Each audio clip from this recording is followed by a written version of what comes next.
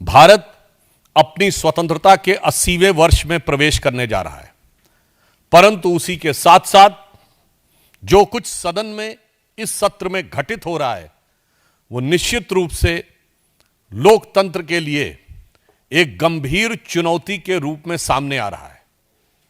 मुझे लगता है हमारे संविधान निर्माताओं ने यह कल्पना नहीं की होगी कि देश के सर्वोच्च सदन को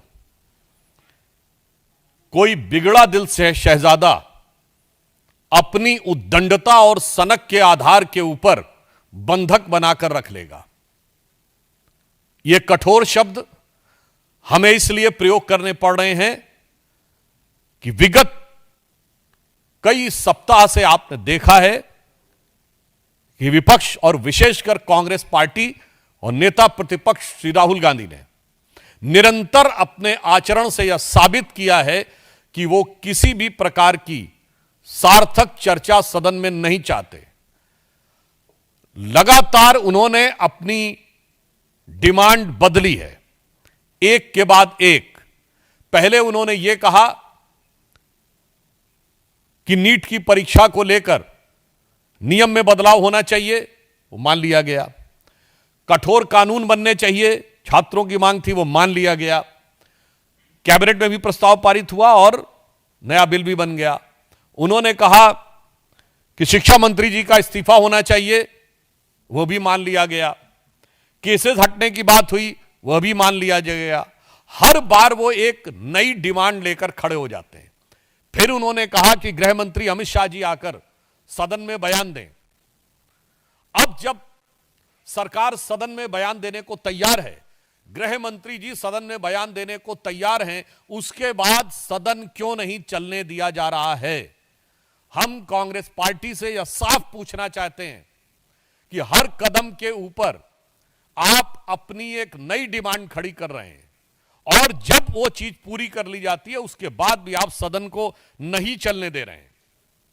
और इससे पूर्व भी सदन में ऐसे अनेक अवसर रहे हैं कि जब अंतिम जवाब दिया जाता है किसी भी विधेयक पर तो कांग्रेस पार्टी भाग खड़ी होती है। अभी आपने देखा कि अनफेयर मींस एग्जामिनेशन में प्रयोग होने वाले इस विधेयक पे भी अंत में वो भाग खड़े हुए राज्यसभा में। वहां से लेके कितने ही ऐसे बिल थे जिनके के ऊपर मतलब वहां से शुरू करिए, जब अविश्वास प्रस्ताव आया था पिछले में, प्रधानमंत्री जी का जवाब नहीं सुना, भाग खड़े हुए। मणिपुर के ऊपर प्रधानमंत्री जी का जवाब नहीं सुना, भाग खड़े हुए। तो आज हम कांग्रेस पार्टी और राहुल गांधी जी से कहना चाहते हैं, गृह मंत्री जी सदन में आकर हर विषय का बिंदुवार उत्तर देने को तैयार हैं, आप भागिए मत। बहुत स्पष्ट रूप से हम यह कहना चाहते हैं, आप सदन से भागिए मत। और इस समय विशेषकर जिस प्रकार का आचरण राहुल गांधी दिखा रहे हैं, उनके लिए मैं एक पंक्ति कहना चाहूंगा कि होंगे राजे राजकुंवर ये बिगड़े दिल शहजादे, और एचएम पीएम जब जब बोले तब ये सदन से भागे। तो अब मैं कहना चाहता हूं, कई बार आपका इतिहास है भागने का, हम आपको चुनौती देते हैं, आप डरिए मत, भागिए मत और सुनिए। सदन में आपको सुनना चाहिए और रांची में जाना चाहिए, मगर रांची जा नहीं रहे, सदन में सुन नहीं रहे। रांची में छात्रों के साथ अनुशासित मर्यादित आंदोलन करने वाले छात्रों के साथ जो पूर्णतः गैर राजनीतिक आधार पर अपनी सामान्य समुचित मांगों के लिए संघर्ष कर रहे हैं, उनके साथ जो व्यवहार हो रहा है उसके ऊपर जहां भारतीय जनता पार्टी ने झारखंड बंद का आज आह्वान किया है, वहीं राहुल गांधी जी के कान पूरी तरीके से बंद हैं। रांची के छात्रों की गूंज उन्हें सुनाई नहीं दे रही है, क्योंकि उनके कान में लेफ्ट साइड के जो ईयरफोन हैं वो दोनों तरफ लगे हुए हैं और उसकी ट्यूनिंग जो एब्रॉड से होती है इतनी लाउड ट्यूनिंग हो रही है कि रांची के छात्रों की गूंज उन्हें सुनाई नहीं पड़ती है। और इसलिए यह भी साफ हो जाता है कि सिर्फ राजनीतिक आधार पर ही छात्र हितों से उनका कोई लेना देना नहीं है। केवल शुद्ध राजनीति करनी है और संसद के सदन को अपनी सनक और उद्दंडता का बंधक बनाकर रखना है। संविधान निर्माताओं ने कल्पना नहीं की होगी कि नेता प्रतिपक्ष जैसे गरिमापूर्ण पद पर, जहां इवन इनसे सीनियर नेता खड़गे जी राज्यसभा में है, पिछली बार अधीर रंजन चौधरी थे लोकसभा में, तब ऐसा सीन देखने को नहीं मिलता था। उससे पूर्व याद करिए स्वर्गीय सुषमा स्वराज जी, अरुण जेटली जी, इवन अटल जी की सरकार के समय में सोनिया जी और डॉक्टर मनमोहन सिंह, उस समय क्या कभी ऐसा दृश्य देखने को मिलता था?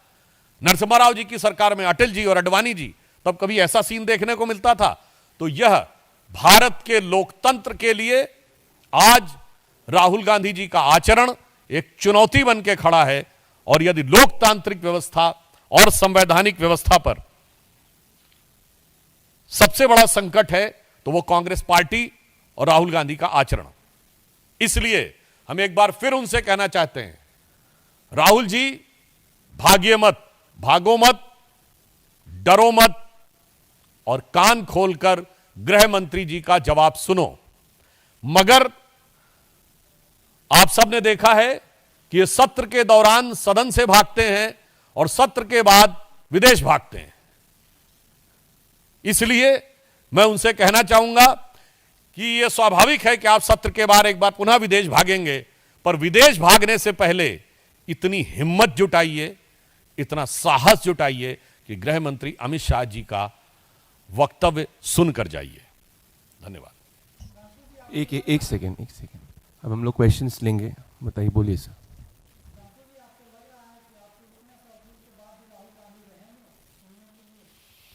देखिए, मैंने तो आपसे कहा कि अपने आप में राहुल गांधी जी क्या करेंगे या क्या नहीं करेंगे, हम तो आउटसाइडर हैं। मुझे लगता है कि यदि आप कांग्रेस पार्टी के अध्यक्ष से भी पूछें तो भी शायद वो ना बता पाए, और तो और अगर आप राहुल गांधी से भी पूछें कि कल आप सदन में क्या करेंगे, तो मुझे इस बात का संदेह है कि एआई और जेमिनी मिलकर भी शायद ये ना बता पाए कि राहुल गांधी जी कल क्या करने की संभावना रखते हैं। एक सेकंड, एक करके।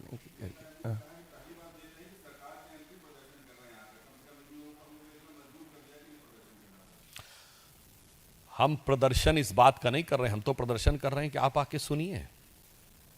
और मैं पूछना चाहता हूं, झारखंड में तो आपकी सरकार है, हम पहली बार ये देख रहे हैं कि जो सत्ता में बैठा हुआ है वो कह रहा हम प्रदर्शनकारी छात्रों के साथ हैं। अरे साथ में है तो फोन उठाइए और तुरंत कार्रवाई करिए। और छात्रों की वहां डिमांड क्या है, ये मामला अलग है, वहां पेपर लीक नहीं है, वहां नौकरियों में सेटिंग करके सरकार के द्वारा नौकरियां भ्रष्टाचार के द्वारा बांटने का आरोप है। और वो क्या कह रहे हैं, सिर्फ जांच। झारखंड के साथ छात्र किसी का इस्तीफा नहीं मांग रहे, वो सिर्फ कह रहे हैं सीबीआई जांच, और वो जांच नहीं होने दे रहा है जो वो समझिए वो डरा हुआ है। तो आप समझिए इसका मतलब कांग्रेस पार्टी जो कि गठबंधन की बड़ी पार्टी है, राहुल गांधी तो बड़े भाई हैं, तो हिम्मत है तो फोन करें और कहें डरो मत, सीबीआई को जांच भेज दो। मगर इस कदर डरे हुए हैं कि जो मैंने कल बोला था कि जंतर मंतर को लेकर और कोटा से लेकर प्रयागराज तक जो दहाड़ते और चिंगाड़ते हुए फिरते थे, रांची में उनके गले में घिघी बन जाती है। बोलिए।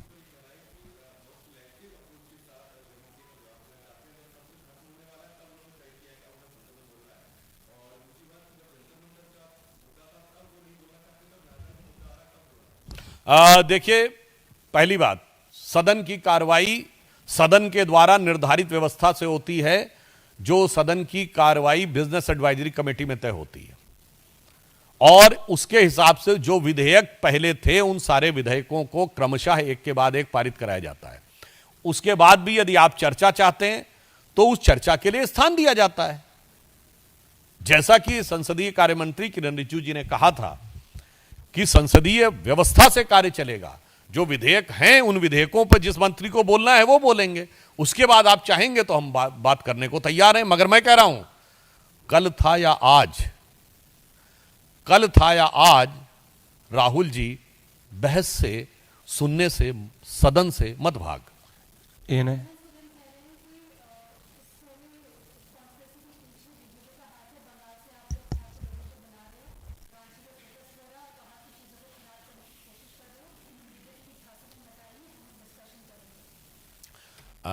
जिसको आप खराब करने के आरोप की बात करते हैं, तो मैं सिर्फ इतना कहना चाहता हूं, जंतर मंतर का छात्र प्रोटेस्ट और रांची के छात्र प्रोटेस्ट में देख लीजिए, वहां किसी के लिए अभद्र भाषा है नहीं।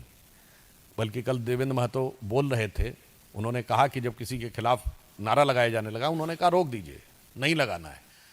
कोई गालीबाजी है नहीं, रीलबाजी है नहीं, किसी के लिए अपशब्दों का प्रयोग है नहीं। और पुनः मैं कह दे रहा हूं, कोई अज्ञात स्रोतों से ऑर्डर करके स्विगी और जोमेटो के द्वारा पिज्जा और बर्गर के ढेर लग रहे हैं नहीं। रुकने की उत्तम व्यवस्था हो रही है नहीं। इसके बावजूद किसी के हाथ में पत्थर हैं नहीं। पुलिस वालों को धक्का दिया जा रहा है नहीं। अब अगर इसमें भी वो ये कहना चाहते हैं, तो भाजपा जिसको नैतिक समर्थन दे रही है उस प्रोटेस्ट, और जो उनका नैतिक समर्थन था वो कितना अनैतिक था, उस प्रोटेस्ट का अंतर देख लें। दूध का दूध, पानी का पानी हो जाएगा। Last question.